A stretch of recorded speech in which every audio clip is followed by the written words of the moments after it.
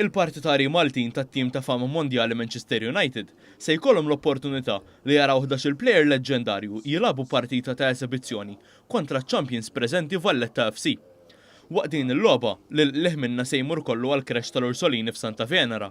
Dawk preżenti fil-ground se jpaxxu għajnejhom bil-ħiliet ta' plejers bħal Ronnie Wenson, Wes Brown u Lee Martin li labu mal-istess tim bejn l-1971 u l-2008.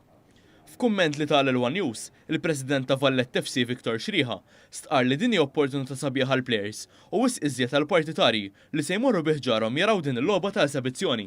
Apparti li hija okkażjoni unika, hija wkoll xi ħaġa li s-supporters tagħna għandhom jieħdu gost biha u jattendu biħġarhom biex ngħinu għal nobli fejn sejrin il-lieħ ta' din il-partita kollha. Din il-logħba li qed issir fuq inizjattiva tal-klabb ta' Manchester United f'pajjiżna u ta' Valletta 2018 se sservi ta' opportunità biex pajjiżna jkun reklamat ma' niċċa differenti ta' nies li jsegwu mill-qrib dan l-isport. Dwar dan, One News tkellem maċ-ċermen ta' Valletta 2018 li stqar li tul iż-żjara tagħhom f'Malta. Il-plejers se jingħataw toma ta' dak li kapaċi toffri l-belt Valletta, hekk kif se jkunu qed jingħataw akkomodazzjoni fil-belt stess u se jkollhom diversi attivitajiet relatati. Din il-logħba li se tintlab nhar id-9 ta' Settembru fil-ground taċ-Ċentenarju f'Taqali se tkun waħda simbolika għall-klabb Malti, hekk kif se jkunu qed jiċċelebraw is-60 sena anniversarju.